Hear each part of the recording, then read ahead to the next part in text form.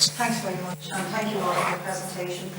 And I enjoyed your presentation from Dublin Bus in particular, because I was struck by the fact that the ad that you brought out for recruitment was very relevant when it showed all these drivers getting thanked, and the slogan was, what other job could you do that you get thanked hundreds of times a day? And it's true, Dublin's unique in that people do actually thank the drivers every time they complete a trip, and I hope that goodwill is not lost because of the current absolute debacle that has taken place on the streets. I drove down the Ballyfermot Road and up Inchicore yesterday, and the crowds that were at the bus stops were unbelievable, and they were visibly angry and fed up, and you know, probably a lot of them would be facing discipline at work and all for being late, but there's something really rotten going on here. But my questions I want to address to Miss Graham from the NTA, and it really is to say to you that there's an expansion in bus connects, which we all welcome. Night buses, lovely, more frequency, lovely, but it's not happening. And you went ahead and insisted in going ahead with this expansion in the knowledge that there were serious staff shortages. Now, your colleague said earlier on that you couldn't anticipate the problems with the running time, but you did anticipate the serious staff shortages, because when we met Bus Connects over the G-Spine, the 60 route, which is an absolute joke, they took the 79 out of Lower Ballyfermot, brought in the 60 route, which comes allegedly once an hour, but it doesn't. It's probably coming once every 2 hours. It's really hurting the local population. Elderly people can't get to mass, can't get to shops, women with their children. It's really damaging the relationship between Dublin Bus and the services around there. And it is not fair to them. And it happened overnight in the knowledge, and you, Cregan, told us you were very aware of staff shortages, and that implementing Bus Connects in that atmosphere was absolutely wrong. So I want to know, why did you insist on that? But I want to make a larger point, and this is more to the people around this table than it is just to Ms Graham or the NTA.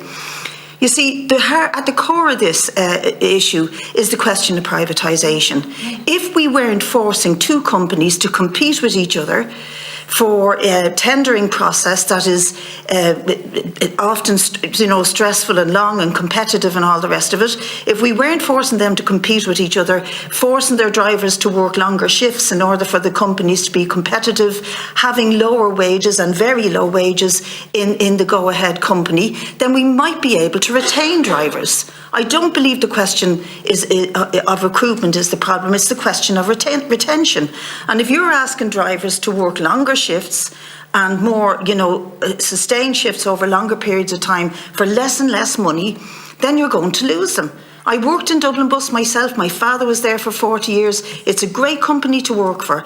But when you push something into competitively tendering for a process that leads to worse conditions, then you're looking at a race to the bottom.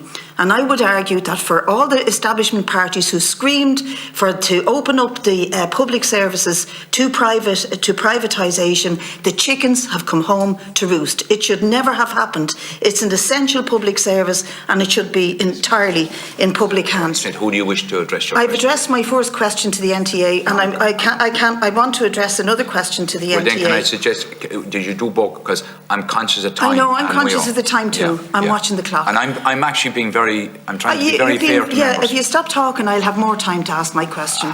And I just want to know what we are going to do.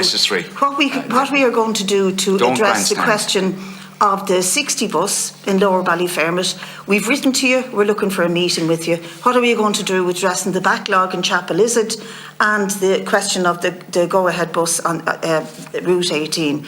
I would also like to ask the NTA, would they agree with me that the competition in the public transport system has created that race to the bottom, and this is a question of the chickens coming home to roost? Ms Graham. Just in relation to the G-Spine and the delivery and the 60, which is associated with the G-Spine, those services are in place 2-3 weeks now at this stage. We will be continuing to do assessment on those services. We've already admitted that the running times are not sufficient, so we need to do more with Dublin Bus in terms of that issue. And Tim has already said that we look to see with Dublin City Council whether we can do anything to reduce the journey times. So when we start a service, there's a period of hypercare where we're checking it on a daily basis to see what improvements can be made. And it's at that stage that we assess whether there's any additional frequency or anything else that needs to be put in place based on the demand for those services. So we need a few more weeks of operation before we can see what kind of changes, if any, need to be made to those services. Will you meet with the public reps in the meantime?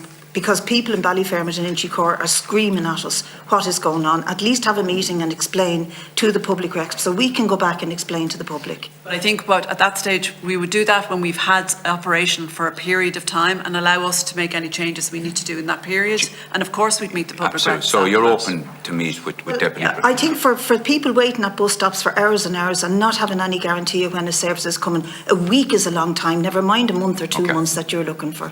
Okay, but you give the commitment to meet with the deputies? Okay. Absolutely. Thank and you. then in terms of the competition, we've been in this chamber before explaining the reasons why we introduce competition into the market, into a monopoly market. It drive improvements across the sector. It's acknowledged, so we wouldn't agree with the deputies. If you call that improvement, I'm really sorry. Move now to the next